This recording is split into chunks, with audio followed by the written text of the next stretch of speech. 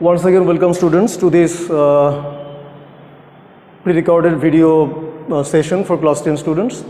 আমরা আগের দিন যেখানে শেষ করেছিলাম সেখান থেকেই শুরু করছি। আমরা আগেই বলেছিলাম যে দেখো টেক্সচুয়াল গ্রামারে ক্লাস করছি আমরা, তাই তো?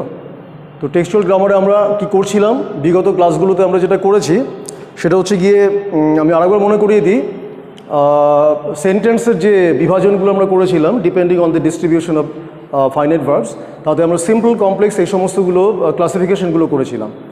তো তখন বলেছিলাম যে সিম্পল কমপ্লেক্স সেন্টেন্সেস যে কতগুলো ক্যারেক্টারিস্টিক্স সেগুলো ভালো করে জেনে বুঝে নিয়ে আমরা সেন্টেন্সের কনভার্জনে যাব। তার মানে সিম্পল থাকলে কমপ্লেক্সে যাব, কমপ্লেক্স থাকলে সিম্পল করবো, এই কনভার্জনটা আমাদের শিখতে হবে। এখন যে চ্যাপ্টার নিয়ে আমরা আলোচনা করছিলাম, দ্য ভেরি ফার্স্ট চ্যাপ্টার, সেই চ্যাপ্টারে কতগুলো সেন্টেন্স আমি বোর্ডে রেখেছি। আমি সেন্টেন্সগুলো খালি একবার পড়ে দিচ্ছি, তোমরা দেখে নাও। তারপরে সেন্টেন্সগুলো যদি কমপ্লেক্স থাকে সিম্পলে যাব, সিম্পল থাকলে কমপ্লেক্স করব। তার কিছু নিয়ম আমি আগের দিন আলোচনা করেছিলাম, সেই নিয়মগুলো আজকে অ্যাপ্লিকেশন পর্যায়ে চলে আসবো। দেখো, 1 নম্বর সেন্টেন্স আছে, but his father's behaviour took an unexpected turn. He propose to send a letter with Swami to the headmaster. 3 number sentence, Swami stopped on the road side to make up his mind. পরে আছে about Samuel, ওটা খুব একটা important নয়, তোমরা বইতে দেখতে পাবে। 4 number sentence, as he entered the school gate an idea occurred to him. 5 number sentence, this was an unexpected question from Samuel. 6 number sentence, father snatched the letter away from Swami and tore it up. আচ্ছা, এবার দেখা যাক, আমরা আগে আলোচনা করে নিয়েছি যে সেন্টেন্সগুলো কি করে চিনতে হয়, মানে সেন্টেন্সটা কমপ্লেক্স না সিম্পল সেটা কি করে বুঝতে হয়। তাহলে সেই যে আলোচনা করেছিলাম যে নিয়মগুলোকে ভিত্তি করে, তার থেকে বুঝতে পারছি যে 1 নম্বর সেন্টেন্সটা কিন্তু অবশ্যই সিম্পল সেন্টেন্স। কেন? খুব বিস্তারিত বা বিশদে বলার দরকার নেই, নিশ্চয়ই তোমরা এতদিনে ব্যাপারটা অধিগত করেছো আশা করি। But his father's behaviour took an unexpected turn, এখানে টুকটা হচ্ছে গিয়ে একটা মাত্র ফাইনাইট ভার্ব। এখন এইটাকে যদি আমরা কমপ্লেক্স সেন্টেন্স করতে চাই, মানের পরিবর্তন করলে চলবে না। সেন্টেন্সের সিম্পলের যে গঠন, এই গঠনটাকে কমপ্লেক্সে নিয়ে যাবো। কমপ্লেক্সে নিয়ে যাবো মানে কি? কমপ্লেক্স করতে গেলে আমাদের কী কী চাই? সেন্টেন্সে একটা মাত্র ফাইনাইট ভার্ব আছে, আমার আর একটা ফাইনাইট ভার্ব অন্তত পক্ষে চাই, এবং লিঙ্কার চাই। আর লিঙ্কার এসে গেলেই একটা সাব ক্লজ ঢুকে যাবে। তোমরা জানো, আগের দিন বলেছি যে লিঙ্কারের পরের যে ক্লজটা থাকে সেই ক্লজটা অলওয়েজ সাব ক্লজ হয়, বা সাবঅর্ডিনেট ক্লজ হয়, বা ডিপেন্ডেন্ট ক্লজ হয়। তো এক্ষেত্রে but his father's behaviour took an unexpected turn, এখন দেখতে হবে বিচার করে যে সেন্টেন্সের মধ্যে আর একটা ভার্ব ঢোকানোর রাস্তা কোথায় আছে। দেখো, প্রথমে দেখো আনএক্সপেক্টেড কথাটা কোত্থেকে আসে। তোমরা এর আগে শিখেছো আনএক্সপেক্টেড কথাটা কিন্তু একটা পার্টিসিপিয়াল অ্যাডজেক্টিভ, অর্থাৎ এক্সপেক্ট একটা ভার্ব, তোমরা জানো। এক্সপেক্ট থেকে এক্সপেক্টেড করা হয়েছে, পার্টিসিপিয়াল অ্যাডজেক্টিভ করা হয়েছে, তার সাথে আন সাফিক্স লাগিয়ে অপোজিট করা হয়েছে, তার মানে অ্যাডজেক্টিভের অপোজিট থাকছে। আনএক্সপেক্টেড কথাটা বাংলা মানে কি? অপ্রত্যাশিত, মানে যেটা আগে থেকে এক্সপেক্ট করা যায়নি। আর টার্ন মানে হচ্ছে ঘটনার মোড়, মানে ব্যাপারটা বলতে চাইছে যে বাবার আচরণটা একটা অপ্রত্যাশিত দিকে ঘুরে গেল। তাহলে আনএক্সপেক্টেডটা যদি তৈরি হয়ে থাকে এক্সপেক্ট ভার্ব থেকে, তাহলে এইটা একটা অ্যাডজেক্টিভ।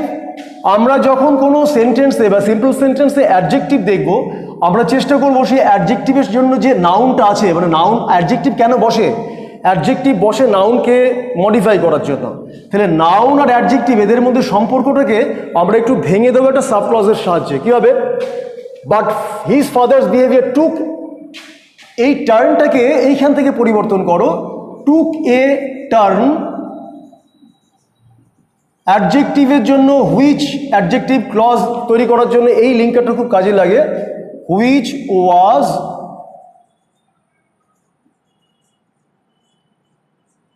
আনএক্সপেক্টেড। অর্থাৎ এই যে ক্লজটা আমরা আনলাম, সাবক্লজটা, এই সাবক্লজটা হচ্ছে গিয়ে একটা অ্যাডজেক্টিভ সাবক্লজ। আমরা এই সাবক্লজের ক্লাসিফিকেশন নিয়ে বিশদ আলোচনা করিনি, আমরা কোনো একটা পর্যায়ে প্রসঙ্গে এসে গেলে এগুলো আলোচনা করবো। আপাতত একটা জিনিস বোঝার চেষ্টা করো যে আনএক্সপেক্টেড এবং টার্ন এইটাকে ভেঙে দিলে কীরকম আসে? Which was unexpected. তাহলে এখন যদি সেন্টেন্সটাকে বিচার করি যে but his father's behaviour took A turn which was unexpected, এটা কমপ্লেক্স সেন্টেন্স হলো। চলে এসো সেকেন্ড সেন্টেন্সে, হি propose to send a letter with Swami to the headmaster.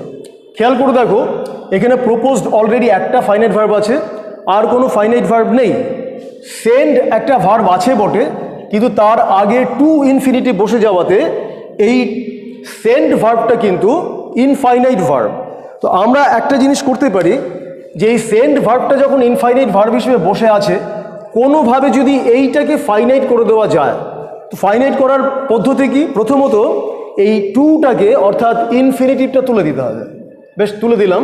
তুলে দিলেই কিন্তু কাজ শেষ হলো না। ফাইনাইট হওয়ার সঙ্গে সঙ্গে একটা সাবজেক্ট ডিমান্ড করবে। তো সেন্ড মানে কি? পাঠানো। কে পাঠাবে বা কি পাঠাবে? চিঠি পাঠাবে। এখন পাঠাবে কে? পাঠাবে হি, মানে এখানে স্বামীর বাবা। তাহলে সে পাঠাবে। তাহলে হি আমরা যদি এখানে বসাই, আর সেন্টেন্সের মানেটা আমরা জানি, তিনি প্রস্তাব করলেন যে স্বামীর হাত দিয়ে একটা চিঠি হেডমাস্টারকে পাঠাবেন। তাহলে হি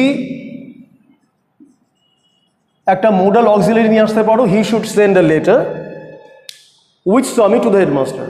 এখন একটা জিনিস হলো, হি প্রপোজড অলরেডি এর ফাইনাইট ভার্ব ছিল, আবার এখানে সেন্ডটাকে ফাইনাইট ভার্বে আমরা রূপান্তরিত করলাম। তাহলে দুটো ফাইনাইট ভার্ব এসে গেল। তাহলে এইটা একটা দেখা যাচ্ছে যে হি প্রপোজড এই পর্যন্ত একটা ক্লজ, যেটাকে আমরা মেন ক্লজ বলছি, আর he should send a letter with Swami to the headmaster, এইটা একটা দেখতে বড় হলেও এটা সাব ক্লজ। সবই ঠিক আছে, শুধু একটা জিনিসের অভাব এখনও আছে। সেটা কি একটু আন্দাজ করার চেষ্টা করো, অনেকে হয়তো ধরতে পেরেছো। অভাবটা হচ্ছে লিঙ্কার এখনো দেখা যাচ্ছে না। লিঙ্কারটাকে যদি আমরা এইখানে দ্যাট বসিয়ে দিই, তাহলেই কিন্তু কমপ্লেক্স সেন্টেন্স হওয়ার জন্য যা যা শর্তাবলী সেগুলো সব ফুলফিলড হলো। তাহলে সেন্টেন্সটা কি দাঁড়ালো? He proposed that he should send a letter with Swami to the headmaster. Complex sentence হয়ে গেল। চলে এসো 3 নম্বর সেন্টেন্সে। Swami stopped on the road side to make up his mind. ঠিক অনেকটা আগের মতো 2 নম্বর সেন্টেন্সের মতো। খেয়াল করে দেখো, এই সেন্টেন্সটা কিন্তু সিম্পল সেন্টেন্স। কেন না, এই সেন্টেন্সে একমাত্র স্টপড ভার্বটা এখনো পর্যন্ত আমাদের নজরে আসছে। আর মেকটাকে যদি কেউ ভার্ব বলো, তাহলে তার আগে আগের মতোই টু রয়েছে ইনফিনিটিভ, অতএব মেকটা কিন্তু infinite verb. In that case আমাদের এই সেন্টেন্সটা সিম্পল। আমরা যদি কমপ্লেক্স করতে চাই, এই মেকটাকে আমরা চেষ্টা করব আগের মতোই মেকটাকে ফাইনাইট ভার্বে রূপান্তরিত করতে। সবার আগে যেটা করতে হবে, তার আগে থেকে টুটাকে সরিয়ে দিতে হবে। এই টু ইনফিনিটিভ থেকে যাওয়ার কারণে মেকটা কি হয়ে যাচ্ছিল? মেকটা ইনফাইনাইট ভার্ব হচ্ছিল। আচ্ছা, মেক এখন শুধুমাত্র মেক বসে আছে, এটা ইনফাইনাইট ভার্ব নয় ঠিকই, কিন্তু আগের মতোই এটা ফাইনাইট ভার্ব যদি হতে হয়, এ কী নেবে? একটা সাবজেক্ট নেবে। এখন সাবজেক্টে কি আসবে? সেন্টেন্সের অর্থ থেকে বোঝার চেষ্টা করো। Swami stopped on the road side. স্বামী কি স্কুল যাওয়ার পথে রাস্তার পাশে একটু দাঁড়ালো।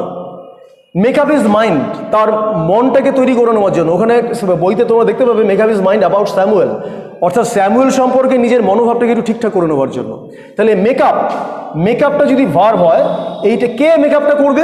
স্যামুয়েলই করবে, স্বামী করবে। তাহলে স্বামীর পরিবর্তে আমরা হি বসাতে পারি। আচ্ছা, কেন করলো? দাঁড়ালো কেন? যাতে ও মনটা তৈরি করে নিতে পারে। তার মানে এখানে একটা ফিউচারের ভাব আছে। আর একটা মোডাল অক্সিলারি বসাতে পারো, অর্থাৎ যাতে করে সে নিজের মনটা তৈরি করে নিতে পারে। এই যাতে করে, এইটার জন্য আমাদের একটা লিঙ্কার এখানে আনতে হবে। Swami stopped on the road side so that. খুব ভালো করে দেখো, আমি বিভিন্ন কালার ইউজ করছি, তোমাদের বুঝতে সুবিধা হবে। Swami stopped on the road side so that he would বা he might make up his mind about Samuel. ভালো করে খেয়াল করো, Swami stopped on the road side so that, এই অঞ্চলটাতে, এইখানটাতে লিঙ্কারের জায়গা, কারণ এই হি থেকে শুরু করে এই অংশটা কিন্তু সাব ক্লজ। তাহলে সেন্টেন্সটা কীরকম হলো? Swami stopped on the road side so that he might make up his mind about Samuel. তাহলে সেন্টেন্সটা হয়ে গেল কমপ্লেক্স। তাহলে আমরা এখনো পর্যন্ত 3টে সেন্টেন্স করে কাজ করলাম, এক্সারসাইজ করলাম। 3টে সেন্টেন্স ছিল সিম্পল সেন্টেন্স, সেখান থেকে আমরা করতে পারলাম কমপ্লেক্স সেন্টেন্স। চলে এসো 4 number sentence. As he entered the school gate an idea occur to him. এই সেন্টেন্সটা নিয়ে আমরা আগে আলোচনা করেছি, যখন সেন্টেন্সের পরিচিতি বোঝার জন্য আমরা নিয়মগুলোকে আলোচনা করছিলাম সেই পর্যায়ে। তো তোমাদের নিশ্চয়ই খেয়াল থাকবে এই অ্যাজটা লিঙ্কার, অতএব অ্যাজের পরে যে অংশটা আছে he entered the school gate, এই পর্যন্ত এটা লিঙ্কারের পরের অংশ, তাই সাব ক্লজ কখনো কখনো বসতে পারে কমপ্লেক্স সেন্টেন্সের আগে। আর an idea occur to him, এই অংশটা কিন্তু অবশ্যই সব কমপ্লেক্স সেন্টেন্স কি হয়ে থাকে? একটা সাব ক্লজ থাকে।